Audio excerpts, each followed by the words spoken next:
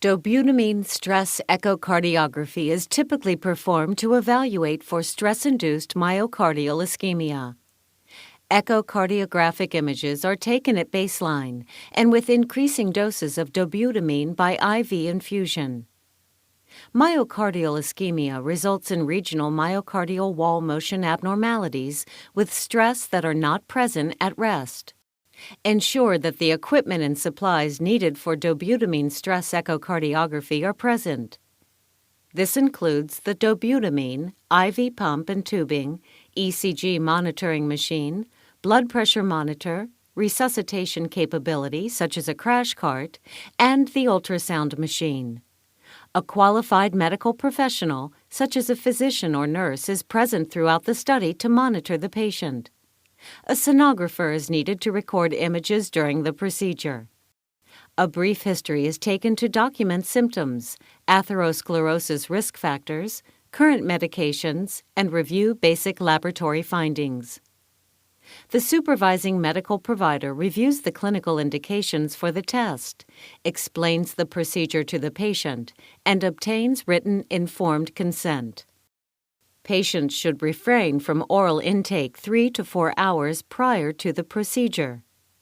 Medications which impact heart rate, such as beta blockers or calcium channel blockers, should be held for 1 to 2 doses unless the study purpose is to diagnose ischemia while on active therapy or the risk of an adverse event off medication is deemed too high. Patients should be counseled on the risks of the procedure, such as angina or arrhythmia. Rarely, dobutamine stress echocardiography may result in a myocardial infarction, but the risk is less than 1%. Contraindications include recent acute myocardial infarction, high-risk unstable angina, uncontrolled cardiac arrhythmias, symptomatic severe aortic stenosis or heart failure, and poorly controlled hypertension with systolic blood pressure over 200 millimeters mercury. Before beginning the test, calculate the patient's target heart rate. Maximal predicted heart rate is calculated as 220 minus the patient's age. The target heart rate is 85% of the maximal predicted heart rate. In this case, based on an age of 66 years, the target heart rate 85% of 154 or 131 beats per minute.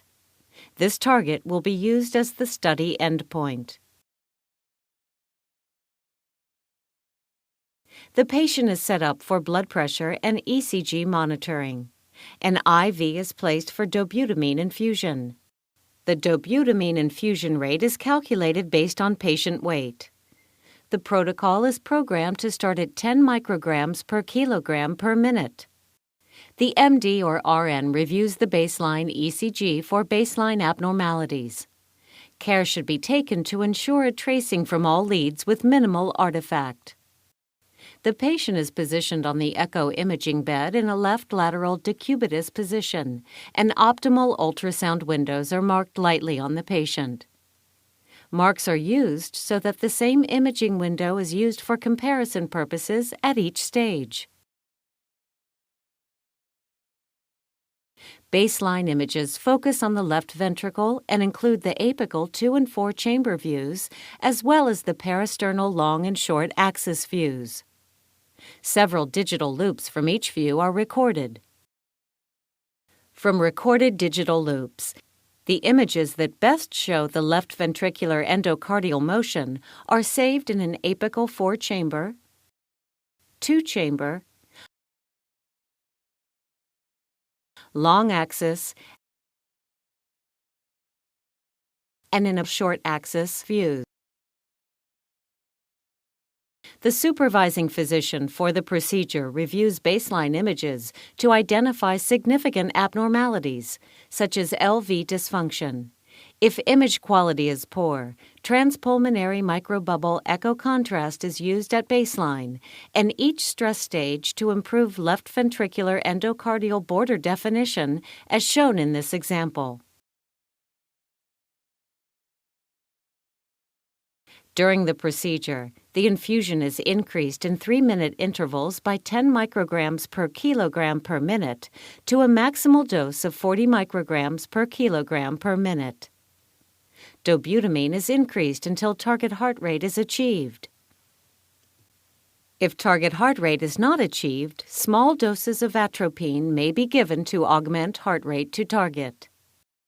The ECG is continuously monitored for arrhythmias, and the patient periodically is asked about symptoms, including angina. Dobutamine infusion is continued until target heart rate is achieved. At each dobutamine stage, stress echo images are recorded from views concordant with the resting image views. Blood pressure and heart rate are recorded during the last minute of each 3-minute stage and during recovery phase. Dobutamine infusion should be discontinued with development of severe angina, dizziness, systolic blood pressures over 220 millimeters mercury, a hypotensive response, or 40 millimeter mercury drop systolic blood pressure, concerning ECG changes, or significant arrhythmias. If the patient does not achieve target heart rate, negative test results should be recorded as a non-diagnostic study in the context of the workload achieved. Once dobutamine is discontinued, the patient is monitored until heart rate returns to baseline. Small doses of a beta blocker, such as metoprolol, may be administered intravenously to return the heart rate back to baseline more rapidly. If stress-induced ECG or echocardiographic abnormalities are seen, patients should be monitored until these abnormalities normalize. The ECG leads and IV lines are discontinued, and the patient is dismissed from the laboratory. The sonographer reviews digital loops from each view. The images that best show left ventricular endocardial motion are saved for comparison. Digital frame grabbers and split-screen displays allow side-by-side comparison of rest and stress images to facilitate identification of regional wall motion abnormalities. Digital frames are looped continuously for analysis. The physician reviews the side-by-side echocardiographic loops, evaluating for evidence of induced regional wall motion abnormalities. Typically, the format is a quad screen of each view with baseline, low dose, maximum dose, and recovery images shown. This example shows a normal study with an appropriate decrease in chamber size and increase in contractility from baseline to peak dose, with no evidence of wall motion abnormalities at baseline or peak dose. The stress test is considered abnormal if regional wall motion abnormalities are identified on echocardiography. This example shows normal regional wall motion at rest with hypokinesis of the anterior wall at peak dose dobutamine, consistent with coronary artery disease in a left anterior descending coronary artery distribution. This finding is confirmed in the long and short axis views, showing normal wall motion at rest with inducible ischemia in the apical 2/3 of the anterior septum at peak dose dobutamine.